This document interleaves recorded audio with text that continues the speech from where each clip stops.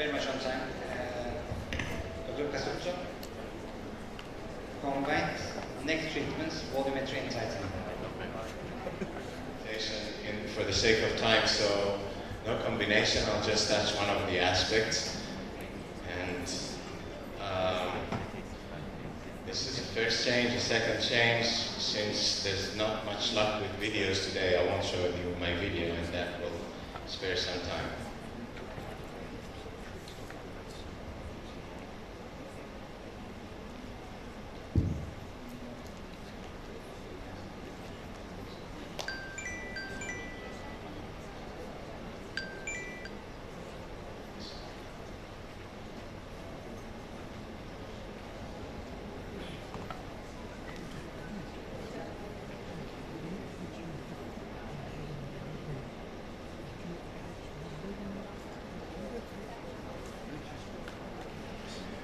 Okay, so I don't understand why we've had incredible presentations about understanding the mechanism, the way our faces age, and then when we talk about the neck, we go back to the concepts, the old concepts, you know, repositioning and sagging and tightening. We are forgetting that the neck ages similarly to the face. And one of the components that is usually ignored is that we lose quantity and quality of tissues. I'm a plastic surgeon. I've been raised with this repositioning madness. Let me quote one of my ancestors that before being exterminated in Auschwitz said that he was an ophthalmologist, and he said surgery is a failure of medicine. As a young surgeon, I took it as a personal insult. Now I have enough white hair to understand that this is true. We should do surgery when there's nothing else we can do. Because with surgery we cannot treat, we cannot improve tissue quality, which is one of the main problems in aging. So this applies to the neck too. I won't go back to everything that is presented, but let us remember that the mandibular bone is basically the main bony support that the neck has, and that loses a lot of volume. Number two, we have one superficial fat compartment between the skin and the platysma, and then we have what we call retroplatysmal fat. We have a deeper fat compartment. They both age, they both lose volume and quantity. And there's another thing that has been mentioned here that is of utmost importance in the neck, which is what we call in Europe retinacular cutis. The Americans call it fibroseptal system. And when we hear about tightening the neck with energy-based devices, probably in the rare cases when that works, this is the target organ. This is what is being reinforced. However, we have enough publications now, mostly in animals, that prove that hyaluronic acid can contribute to reverse this change in quality.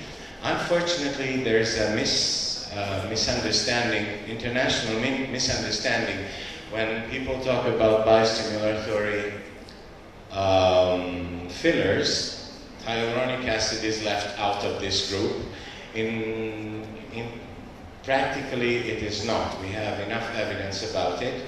The question is how you insert it, and I don't have time to prove the concept, but I'll just tell you that whenever we choose our injection plan, and instead of forcing our product through a needle, we put it where we want it, following the trail of the cannula, then precision can make a big difference. And when the product is diffused as a treatment, when we do an infiltration, a bit the way we put nano-fat grafts or micro-fat grafting, it makes a big difference.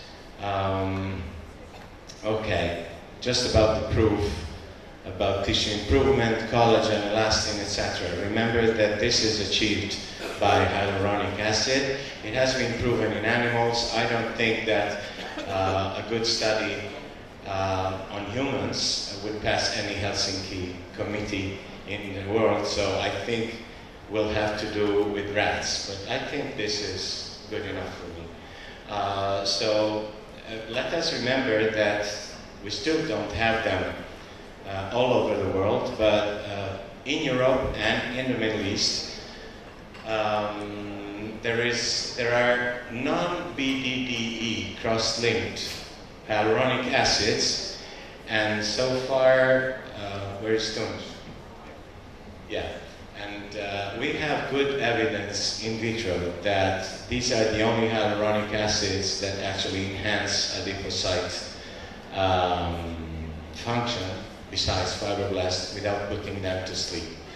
So this is just an anecdotal finding, and after this I decided to look into it, and I started infiltrating patients that come after they've tried everything. This is a colleague, she's 72, she has had a facelift, she has had threads, she has had every thermage-like device you can possibly think of.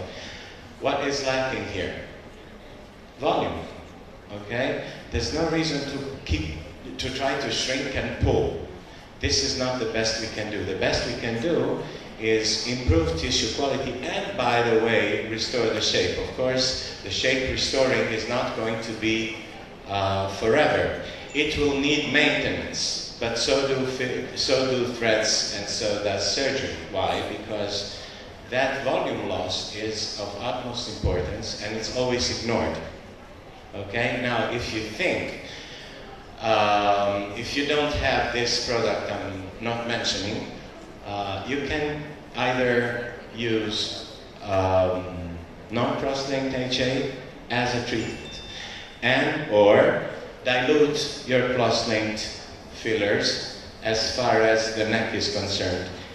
Here you can inject a good volumizer, but as we've seen today many times, this periauricular fat compartment extends into the neck, and it makes no sense to start treating the neck without taking care of that compartment too. Today, even the masters of facelift will never abandon this area without restoring some of the volume with fat.